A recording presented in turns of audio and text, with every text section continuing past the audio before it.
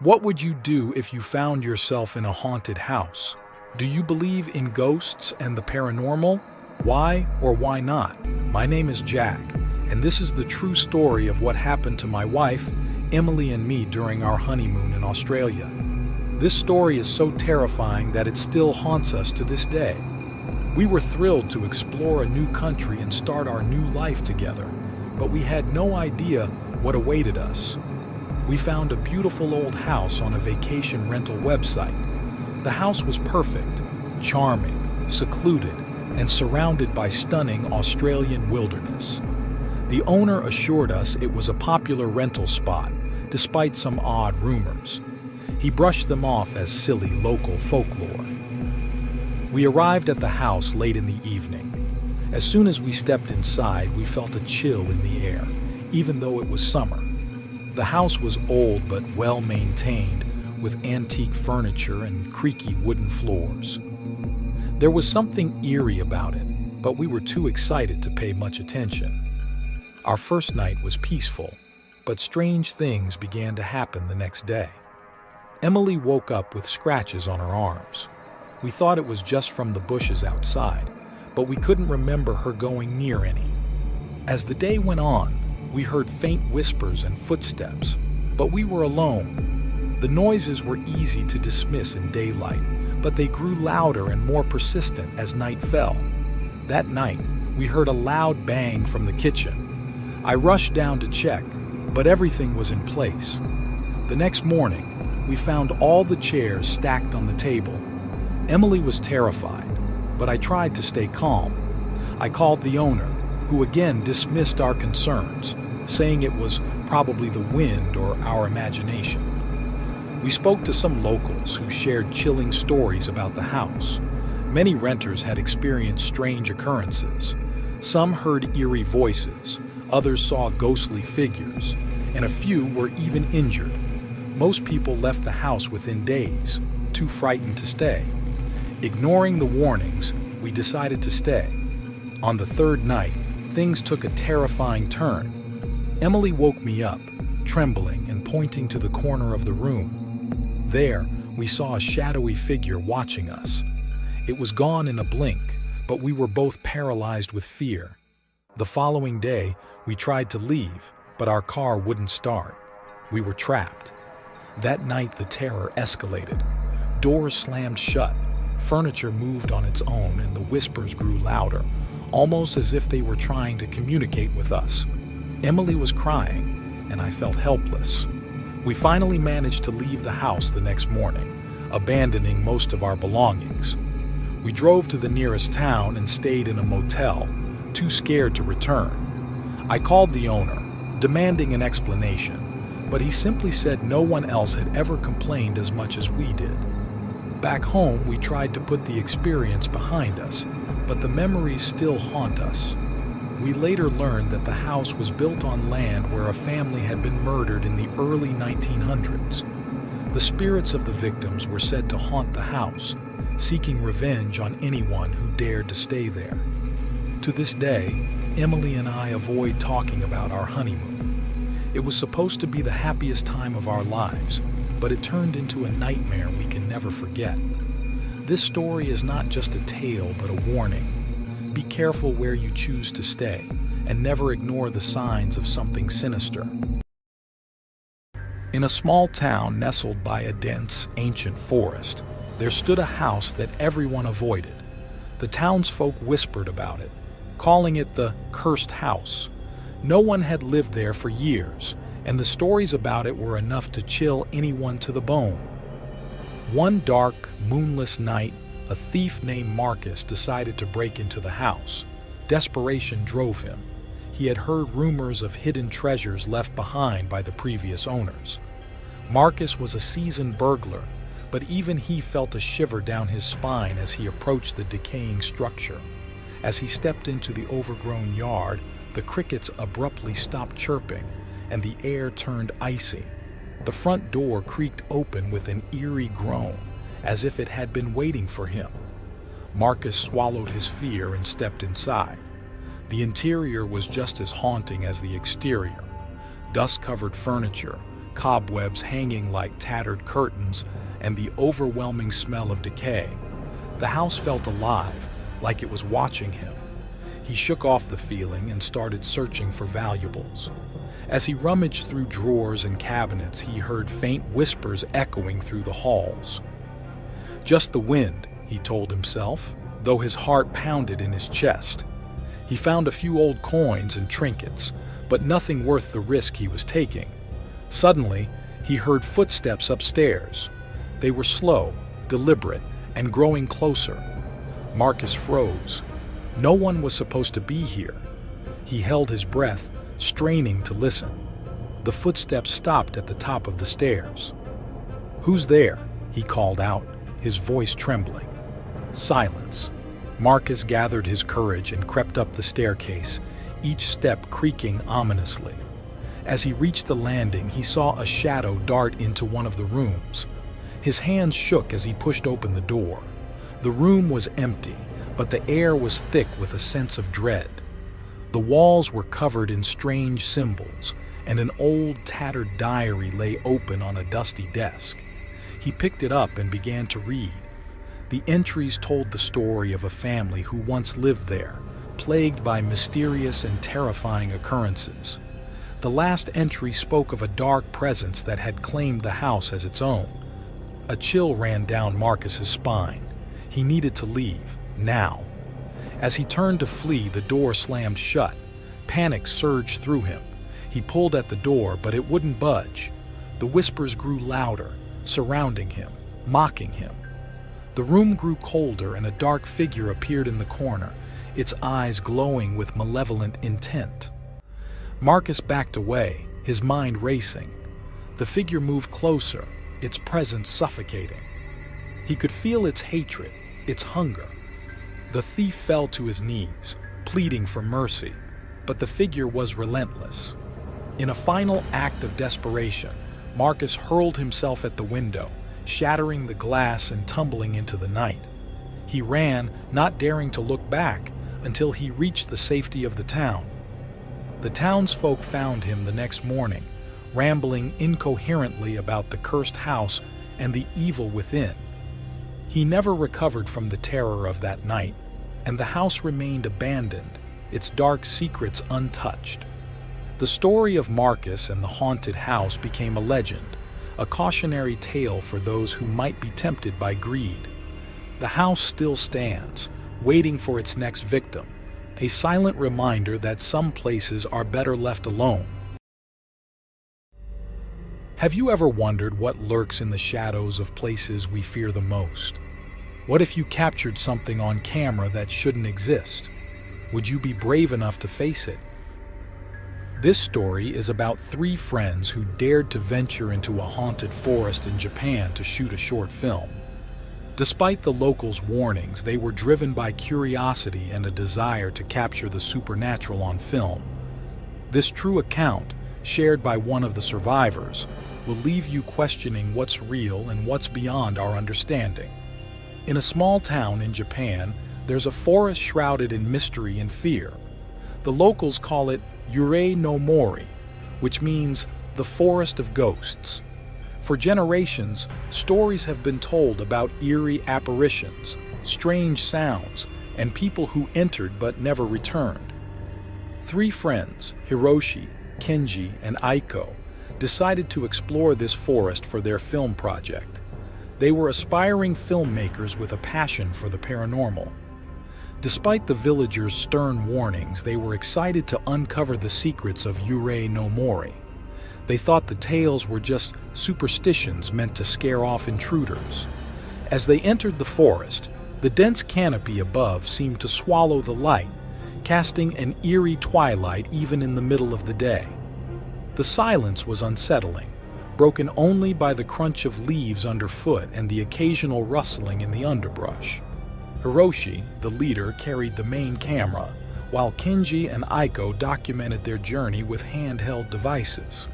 They ventured deeper, setting up their equipment in a small clearing surrounded by towering trees. It was there that they began to sense something was wrong.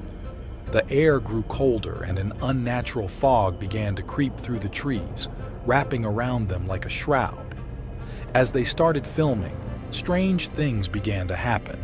The cameras picked up movements and shadows that weren't there, and they recorded voices whispering in languages they couldn't understand. At first, they thought it was just their nerves playing tricks on them, but when Aiko's camera captured a figure standing in the fog, they knew they were not alone. Panic set in as the fog thickened, making it hard to see. They tried to retrace their steps, but the forest seemed to twist and turn, confusing their sense of direction. The more they tried to escape, the deeper they felt trapped. Hiroshi was the first to see it, a dark, shifting shape moving through the fog, coming closer and closer. He shouted for Kenji and Aiko to run, but his voice was swallowed by the dense air. The figure reached out with long, shadowy arms, and the three friends scattered in terror. They ran blindly, stumbling over roots and underbrush, their breaths ragged and hearts pounding.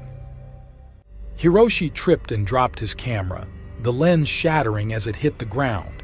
He scrambled to his feet and continued running, not daring to look back. Kenji and Aiko managed to find a path leading out of the forest, but they were separated from Hiroshi. In their frantic escape, they dropped their equipment, leaving behind the very evidence they had come to capture. Finally, Kenji and Aiko burst out of the forest, collapsing onto the road, gasping for air. They looked back to see the fog receding, the forest returning to its eerie silence. There was no sign of Hiroshi. After what felt like hours, Hiroshi emerged, pale and shaken but unharmed. He had taken a different path and miraculously found his way out. The villagers found the friends and took them in, offering comfort and listening to their harrowing tale. They were warned not to go back, and their lost cameras were never recovered. Days later, the friends reviewed the footage they had managed to save on their handheld devices. What they saw chilled them to the bone. The recordings showed figures moving in the fog, voices whispering, and strange, unearthly sounds. But the most terrifying clip was of the dark figure reaching for Hiroshi. The shape seemed to shift and pulse, as if it were alive, and its eyes glowed with a malevolent light. The friends never returned to Yurei no Mori, and they warned others to stay away. The experience left them haunted, and they couldn't shake the feeling that something from the forest had followed them back. Have you ever heard a whisper in the dead of night, one that sends shivers down your spine? What if the stories we dismiss as urban legends are more than just tales? What if there's truth hidden in the shadows? Ravenwood was an ordinary small town by day, but as the sun dipped below the horizon, the air thickened with whispers of the past. It was said that once you entered Ravenwood after dark, you never returned the same. Some claimed the town was cursed, others spoke of shadowy figures lurking just out of sight. What really happened in Ravenwood? No one could say for sure, but the legends were enough to keep most people away. One night, a group of friends, Liam, Ava, Noah, and Emma, decided to unravel the mystery of Ravenwood. They were thrill seekers, always on the hunt for the next big scare. This time, they bit off more than they could chew. As they crossed the town's boundary, an eerie silence fell. The wind stopped, and even the insects seemed to hold their breath. Their goal was simple: explore the old abandoned mansion on the hill where the most terrifying stories originated. It was said that anyone who dared to enter after sunset would never be seen again. The group, equipped with flashlights and a sense of invincibility, pushed forward, ignoring the dread that crept into their minds. The mansion was a relic from another era, its grand facade crumbling, windows shattered, and ivy creeping up the walls like fingers reaching for the sky. As they approached, the temperature dropped, and a thick fog rolled in, cloaking the building in an otherworldly glow. Inside, the air was stale, heavy with the scent of decay. Their flashlights flickered, casting shadows that danced on the walls. Every creak of the floorboards echoed through the silence, amplifying their unease. The group stuck close together, their nervous laughter masking their fear. In the grand hall, they found a large, ornate mirror covered in dust. As Emma wiped it clean, their reflection stared back at them, distorted and twisted. Suddenly, a shadow moved behind them. They spun around, but there was nothing there. The mirror, however, showed a figure standing just behind them, cloaked in darkness. Panic set in. Liam, always the skeptic, tried to rationalize it as a trick of the light, but deep down, he knew they had crossed a line. They decided to leave, but the mansion had other plans. Doors that once stood open slammed shut, trapping them inside. Their flashlights dimmed, and the air grew colder. Whispers filled the halls, indistinct but undeniably present. Noah suggested they head to the basement, hoping to find another way out. The stairs creaked under their weight, and the darkness seemed to swallow their light. The basement was worse than the rest of the house, a labyrinth of tunnels and forgotten rooms, each one more unsettling than the last. In one corner, they found a hidden door, barely visible in the dim light. Inside, they discovered a small room, walls lined with shelves of old books and jars filled with strange, unidentifiable objects. A large, circular symbol was carved into the floor, pulsing with a faint blue light. As they stepped inside, the door slammed shut behind them. Panic turned to terror as the room began to close in. The shelves toppled and the floor seemed to shift beneath their feet. Ava screamed, pointing at the symbol. It was glowing brighter, and from it, shadows began to emerge, swirling and taking shape. A figure formed in the center of the room, a being made of shadows and light, its eyes glowing with an otherworldly blue. It spoke without words, its presence filling their minds with a voice that was neither male nor female, but something far beyond human understanding. "You have awakened me," it said. "For centuries, I have waited, bound to this place by those who feared me. Now you must pay the price for disturbing my slumber." The group tried to plead, to reason, but their words were swallowed by the entity's overwhelming presence. It reached out, and as its hand touched each of them, they felt their minds being pulled into darkness. In a last desperate effort, Liam remembered the mirror in the hall. He had read somewhere that mirrors could trap spirits. With every ounce of strength he had left, he broke free from the entity's grasp and ran back upstairs. The others followed, fear propelling them forward. They reached the hall, but the mirror was no longer there. Instead, a portal of swirling light had taken its place.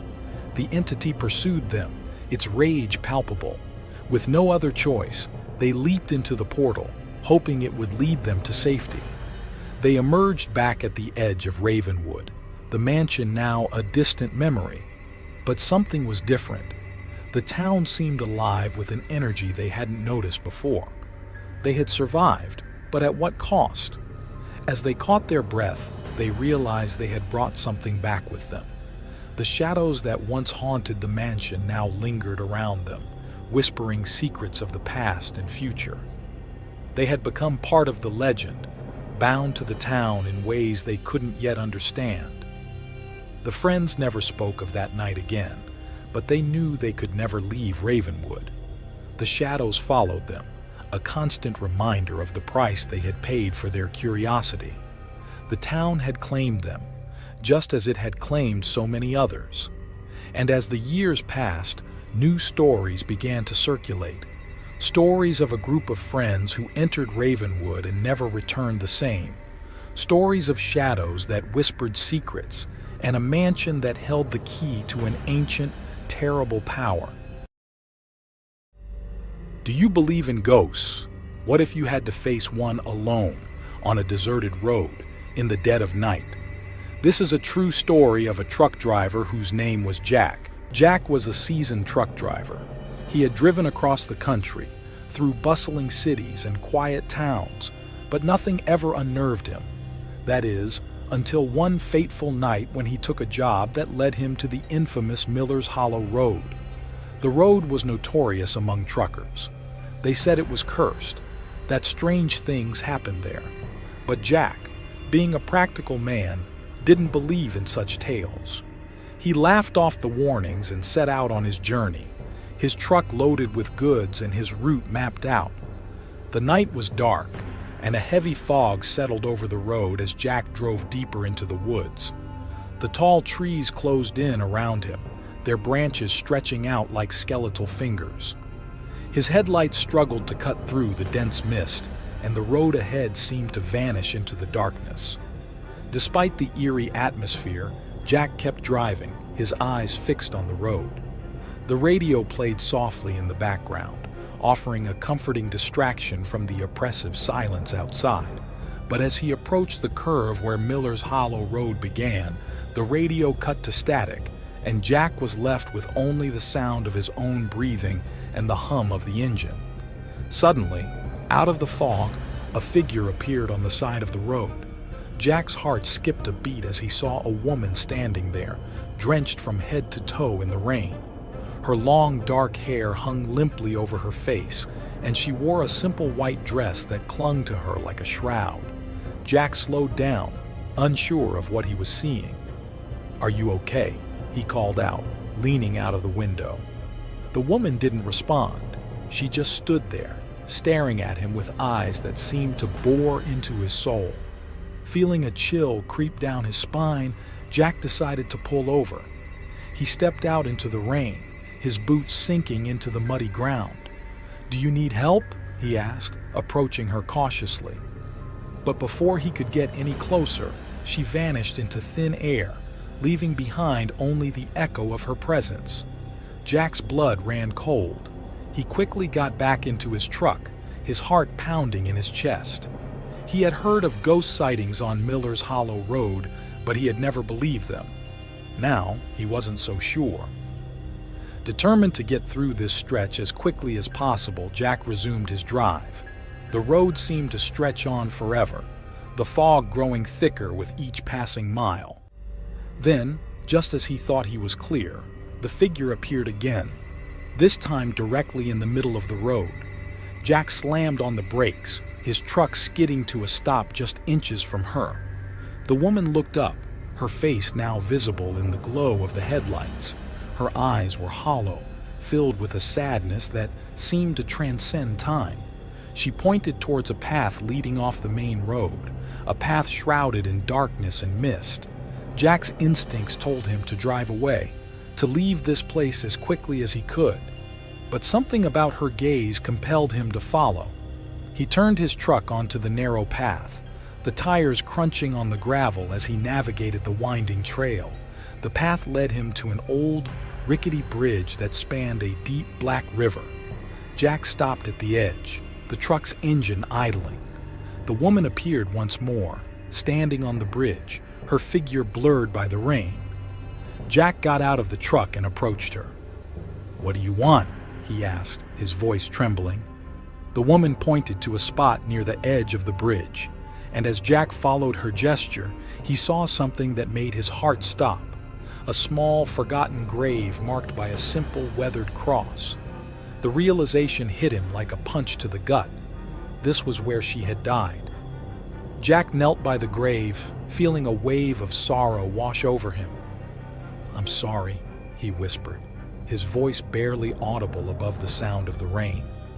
The woman's figure began to fade, her eyes softening as she looked at him one last time.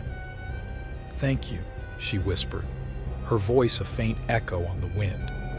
And then she was gone, leaving Jack alone on the bridge with only the sound of the river below.